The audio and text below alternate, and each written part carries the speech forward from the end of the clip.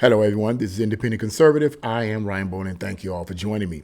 So, a group known as the Albany Lions Club, located somewhere in California, is fighting to keep what they have, which was a large cross up in a particular region. They're trying to fight to put that cross back up because it was removed by city officials for supposedly being reminiscent or reminding people of the KKK and a few other things. Let's get right into this article and find out exactly what the removal of the cross was all about. Okay. Yeah. I definitely have something to say about this because this is a bunch of nonsense and I already see what this is all about.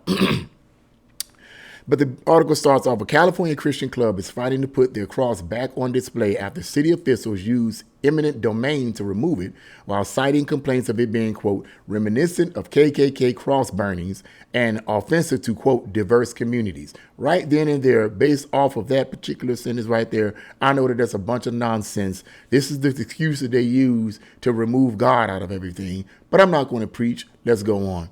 The Albany Lions Club has maintained their majestic 28-foot cross and lit it up for the Christmas and Easter holidays to send, quote, the message of God's love and to be, quote, a comfort to the Christian community since 1971, a press release states. 1971. Wow.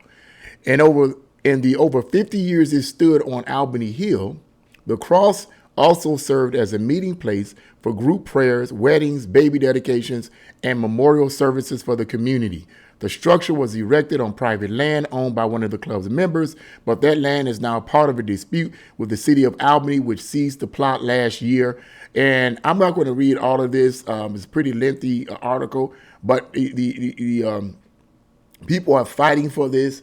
They're fighting for this cross to be placed back up. The group, the Albany group, is essentially saying in so many ways, and I'm paraphrasing their words, that if this had been some kind of monument celebrating the LGBTQ community, the city officials would have no problem with it. They would have no problem. They would embrace it. I'm summarizing everything here. You guys can read the rest of that article in the description box below on Breitbart News if you would like.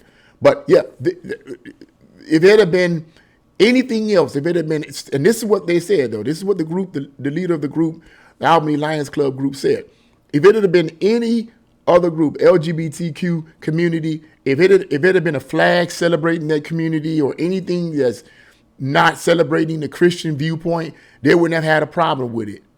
And what he basically said is that this is a blatant outward attack against Christianity. And guess what? I concur. Clearly, this is an attack against freedom of religion and freedom of speech. Because if this cross has been hanging up there, been up there since 1971, and no one has said anything about it, then what's the issue now? Now, the article talks about how this started coming to the forefront when an atheistic group, no offense to atheists, okay, but I'm just going to be maybe watching this video. But look, this was, according to the article, initiated by a group of atheistic individuals who were atheists who decided to protest against this and petitioned the city officials to remove it. And it was successfully removed in the name of eminent domain. But the problem with that was that had already been established decades ago. So now they're fighting to put the cross back up. I hope they win because this is clearly an attack against freedom of religion. If there had been anything else, if they had put, and I'm going to add this to it, if they had put up and erected a statue of Baphomet, okay, a statue of Baphomet, it wouldn't have been a problem. Atheist or not, it wouldn't have been a problem. How can someone be offended? The article goes on to say how some people were supposedly offended by the cross because, of cross burnings, KKK cross burnings. Who would have come up with some nonsense about? Really? Are you serious? Nah, somebody go, well, maybe that did happen. Maybe people were offended by, the cross being hung up. But come on, man. Stop it. Stop it. Every cross that you must have some kind of postpartum whatever or something, because how can a cross that's been erected for decades remind people of KKK cross burnings? That's just an excuse to get it removed. That's nonsense. It's an excuse to get it removed. I'm pretty sure most people within that region were not complaining about, oh man, this cross hanging up here, this reminds me of the KKK. I'm pretty sure that black Christians in the region weren't thinking about the KKK. I'm pretty sure that when they saw that cross, they thought about the love of God expressed in Jesus Christ, his son, who died on the cross. Okay, look, that's all it is, was an expression of love. You know, expression of love and compassion. How can seeing the cross offend a person? Oh my God, that's just, because one particular part of the article says that the naysayers were saying things like it's an eyesore. How is the cross an eyesore? You're an eyesore, okay? It's an eyesore to you if because it's offensive to you, only because it reminds you, and I'm just being real with you, it reminds these individuals, rather, that says it's an eyesore, it reminds them of just how far away from God they actually are. It reminds them of the love of God. It's not an eyesore. An eyesore would be a picture of Baphomet. That would be an eyesore, a statue of Baphomet. An eyesore would be some LGBTQ flag. I mean, it's crazy how our country has become. It is crazy how our country has become. But to end the video on this, I hope and pray that this group will get the cross placed back up. This is clearly an attack against someone's freedom of religion. If it had been any other religion, it wouldn't have been a problem. And then the article goes on to say, let me say something else too here. It talks about how one of the reasons why they had it removed too was because it didn't show the diversity of religions. Okay, it seemed to be promoting one particular religion and not promoting all other religions. Let me say this.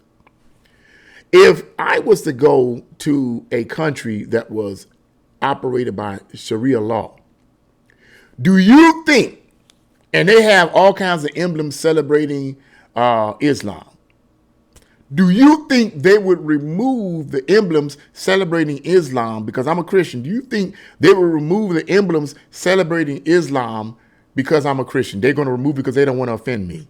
Do you think they would do that? Absolutely not. But here in America, politicians, liberal politicians for the most part, who don't believe in God, most liberal politicians do not believe in God, or they have a twisted concept of God. Okay, I didn't say all of them. I said most of them. Or they have a twisted, unbiblical concept of God. They're the only ones that would think like this. They're the only ones that would have this attitude of, let's remove it. They're the only ones that would feel this way. But regardless of their feelings, if the same situation or scenario was in another country that was run by Sharia law, or Islamic law rather, would they remove their emblems? They would not. They don't care how offended you might be. That's what they believe in. But here in America, these politicians, liberal politicians, just remove it, because you don't want to offend anyone else. Look, this is what we believe in. And we have a right to express our freedom. This is what the Constitution provides for us. Yeah. Well, they need to keep fighting because they need to quit with this nonsense. But yeah, anyway, that's what I wanted to say about it. I wanted to bring that out.